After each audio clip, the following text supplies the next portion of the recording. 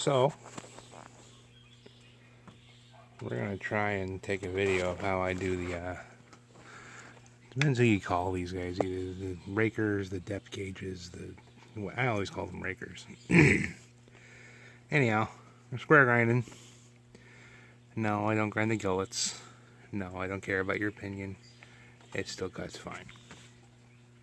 I've tried both ways. This is just way easier. Anyhow, so, but rakers, riders, whatever, either you gotta file them, and you set something like this up, or do it on the saw. Hang on a second, guys. Alright, your chain on the bar, get a little jobber like that, and I prefer the still version because I don't know, it works better. Some guys like this one. It's a matter of opinion. So you set your gauge on there, run a file across here, set your depth. Well, so I use this mostly just to figure out where I'm at. I mean, I can probably squeak it in here, and see if we can focus you bastard. See how much taller she is. Anyhow, broke the lens on my camera, so it's not taking real good videos. Anyways, so this is the horrible fright chain grinder I got for Christmas like 9 years ago or whatever. And I mean, it works. It does its thing. But I don't run round file anymore, so it's been kind of sitting down there with all the other dead shit. Oh, we're at it. This is the forge. They're making knives and got the old anvil, forge, more dead shit. That one might live. That one's dead. That one's dead. Bunch of dead saws here. Anyhow, little slew of hammers. Simington. There we go. Simington 12-volt chain grinder. So, sorry, I'm a little distracted today. I'm not really in a big deal. So, comes over to this battery here. It's just a lawnmower battery, and then I got it plugged into just a regular ass battery charger.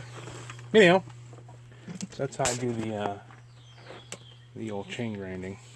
So, this here, it's pretty simple to convert. I mean, you can, I don't know if I can get a good shot of that, but it's the same old grinding wheel. These are hard as rocks. I've never changed it. So, you got this is how you normally adjust how you would change the depth of how it's cutting and make it work out for round filing, but I pretty much leave it alone. And because it's horrible fright, it ain't centered. So to get it to cut kind of sort of even on both sides like this, it's set at, what is that, 9 degrees? And you kind of eyeball it. You know, this ain't rocket science. We're not building spacecraft here. And then you just use this jobber up here to control your depth. Now, I already went and checked this over there, and I got a bunch of tall ones on this side, and these are pretty good. So, we're going to bring her down to all she touches. And this is supposed to be like a brake. You're supposed to flip it every time you move it, but I kind of just set it to where there's a little bit of tension so it doesn't rock too much. You can lock it in there, but it's quick. So I use my fingers. Anyhow, maybe a little bit tipsy doing this. It's fine. It's just power tools. So, pull her up to the stop, like so. I'm going to do this the wrong-handed here. Pop that out of the way for now. While she's off, you're down there and you can kind of wiggle it back and forth. And the whole fucking thing's plastic, so it don't. Oh, I never noticed that. The whole thing moves. Anyhow, I mean, probably I just got it clamped to the freaking table, so we'll see if we can, you know, figure something out here. Anyhow.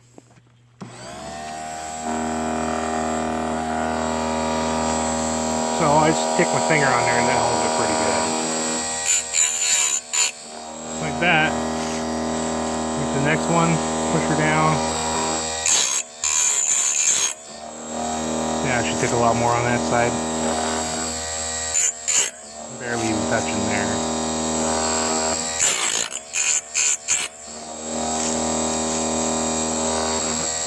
Anyhow, so we'll shut that off and we'll, I mean, you can test and whatever you want. I don't care. Throw her back up on here so we can show you. Normally I just guesstimate and go. This is really hard to do one-handed. Anyways. And focus, you bastard. That kind of looks. Yeah, that might be the one on the ground. Anyhow, plop that guy on there. I feel nothing. I feel nothing. Now you can get all sorts of creative. I mean, if you're gonna do the how-to thing, you know. See, we're a little bit low there. You can't tell. It's a horrible damn camera. But we're better than we were. This thing's, you know, it's 25,000 steps supposedly. I mean, I've never measured it because I don't care. It works good. It's just, this one just lives in the shop. Yeah,